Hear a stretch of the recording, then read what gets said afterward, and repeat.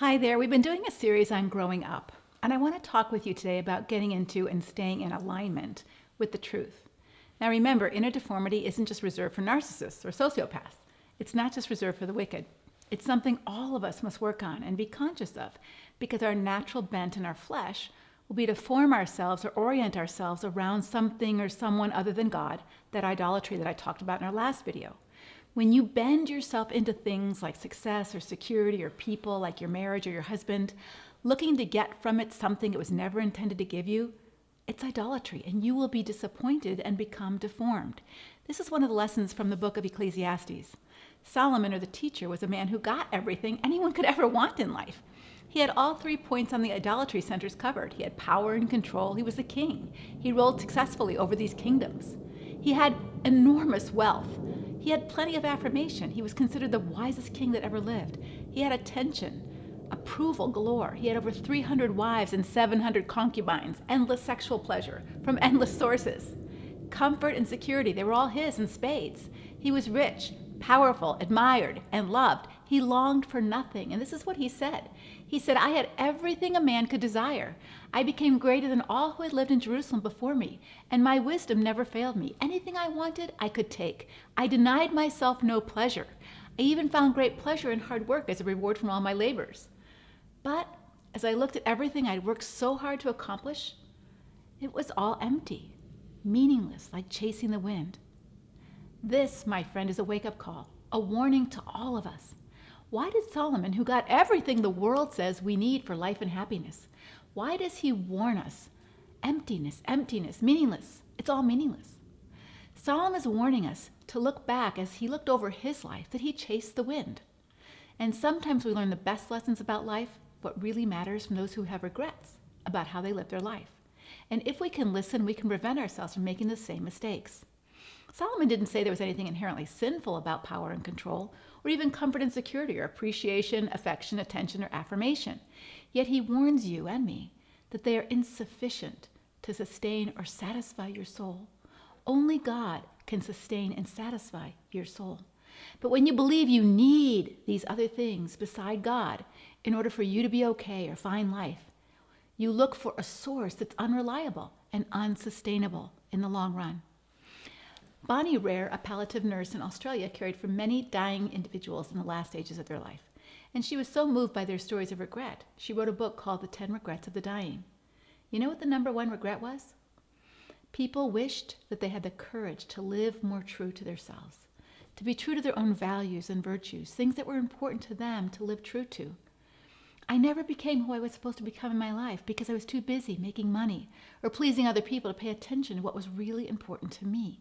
That's the number 1 regret. I lived out of alignment to who my true self was. That's why I want to help you right now to get clear and strong. Who are you? What's important to you? What do you stand for? And are God's ways and God's truth important to you? If so, are you aligned with them in the way that you live in your daily life?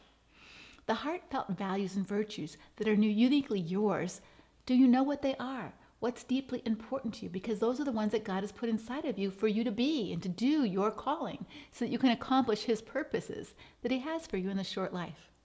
Another one of the top 10 regrets was this. I wished I had the courage to express my true feelings more. Instead, I people-pleased, held back because I didn't want to cause trouble or rock the boat. I settled, but struggled with lifelong resentment. Don't let that be you.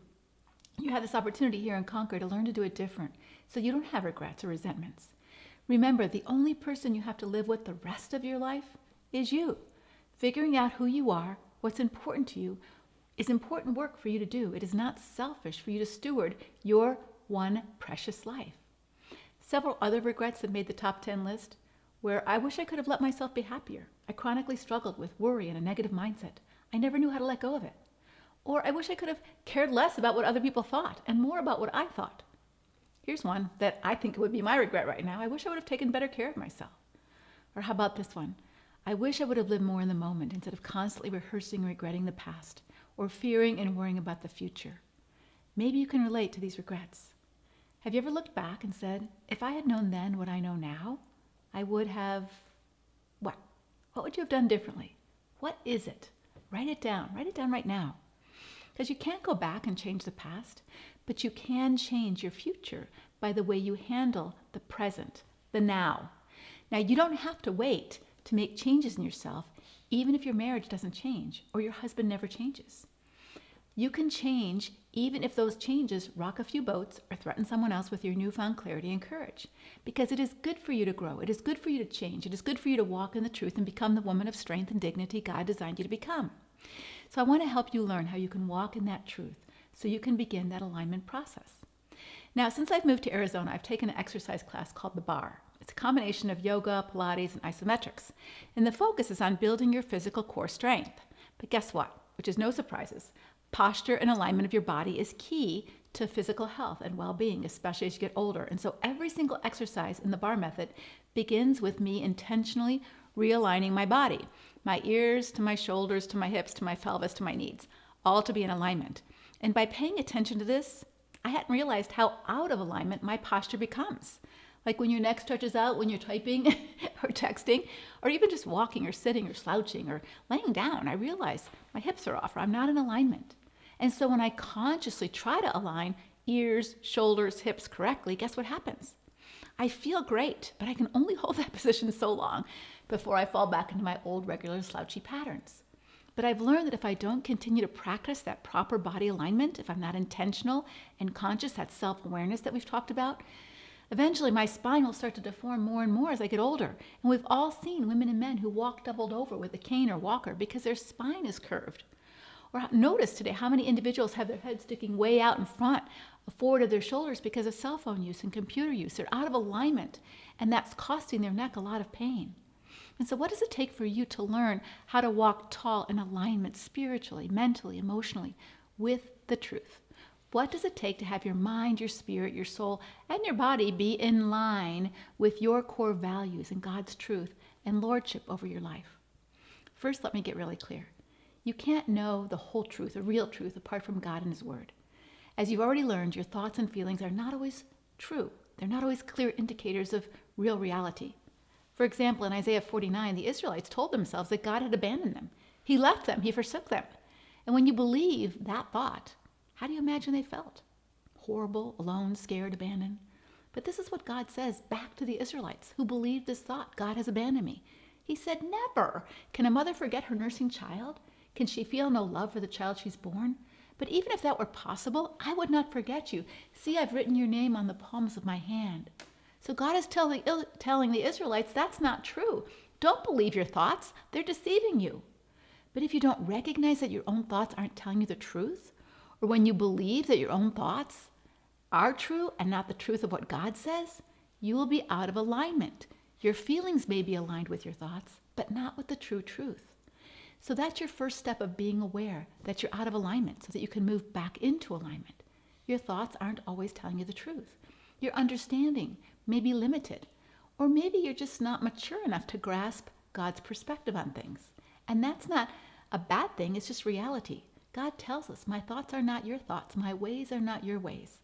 I mean, if we could always understand what God was up to, we would be God. I remember when my son Ryan was a baby, we were driving home from church on a Sunday afternoon in a pounding, stormy, rain-infested storm. And Ryan was safe in his car seat, but he was past his lunchtime and he was starved, and he started to wail, wah, wah, wah, feed me, Mom, feed me, I'm hungry. And normally I might have had my husband pull over and spend a few minutes to nurse him before we got home, but the rain was too heavy and it was too cloudy to stop on the side of the road. But my son was deeply distressed, and in his baby mind, I didn't care. I was ignoring his pleas for help. How could I just sit by and watch him suffer? But the bigger picture, Ryan couldn't comprehend. He was just too little. The road was slick, visibility was bad. It was best to keep going, get out of this traffic and weather pattern. So when your thoughts and feelings are contrary to what God tells you, we become out of alignment. And this is your first opportunity to self-correct. This is what God says to you. I, the Lord, speak the truth. I declare what is right. I am the Lord your God who teaches you what is best for you.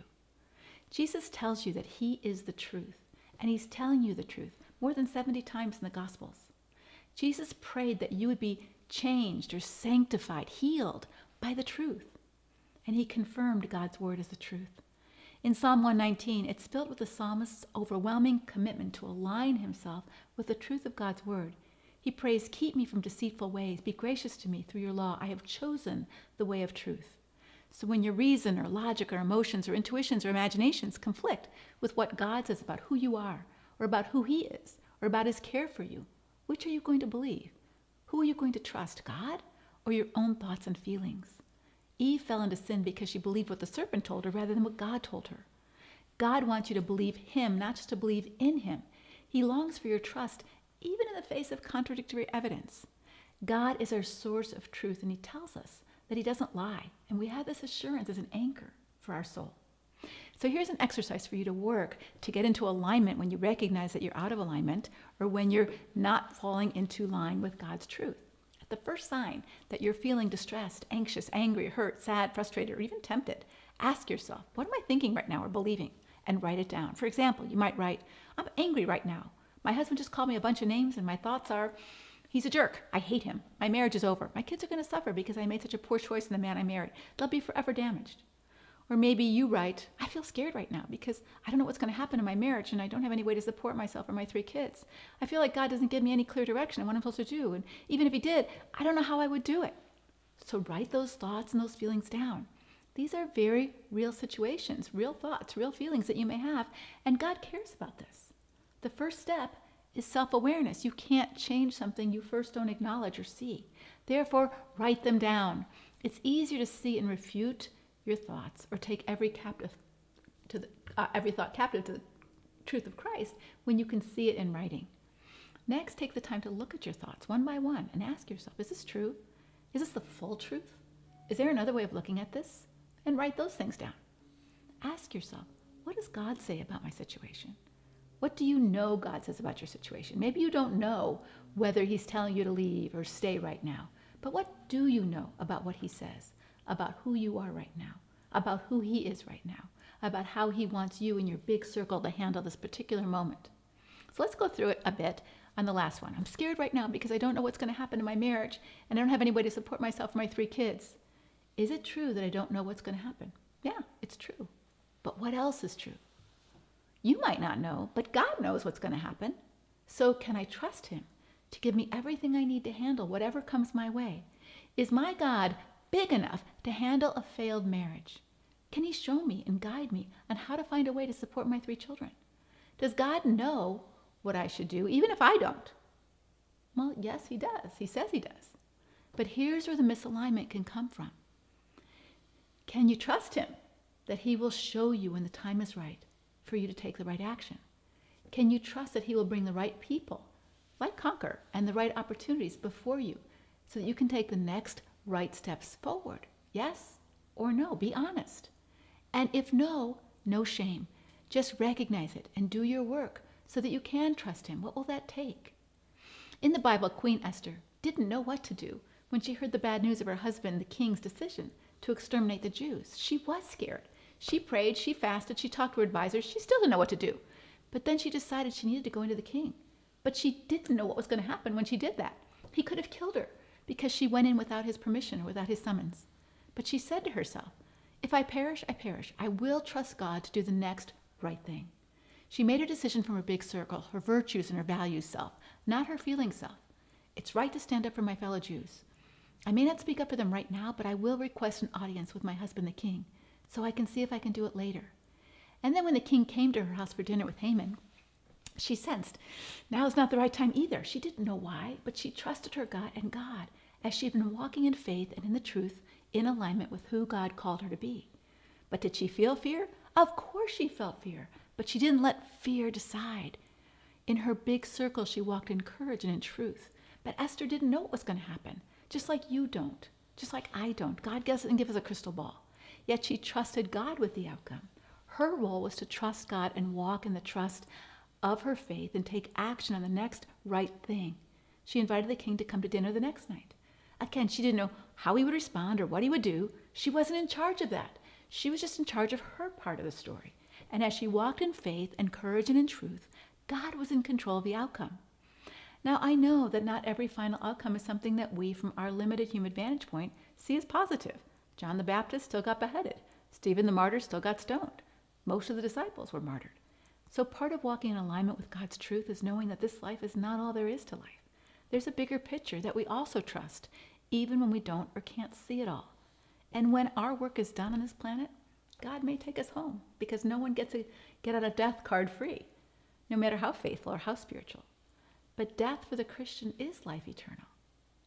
But if we don't believe that, what's the alternative to walking in the truth? To living by faith? To live out of alignment? Deformed? Living in fear and lies, so much so that your short life here never matures you into the person or purpose that God had for you? Is that a better outcome? Only you can decide. And that leads us to our next step of alignment. How can you slow your busy life down enough so that you can strengthen your big circle? Until next time, God bless.